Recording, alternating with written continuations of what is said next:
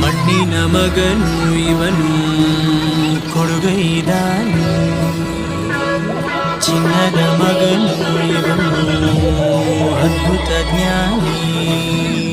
ಜನಸೇವೆಗೆಂದೇ ಹುಟ್ಟಿರುವ ದೇವರ ಕುಲವು ಇವರನೇ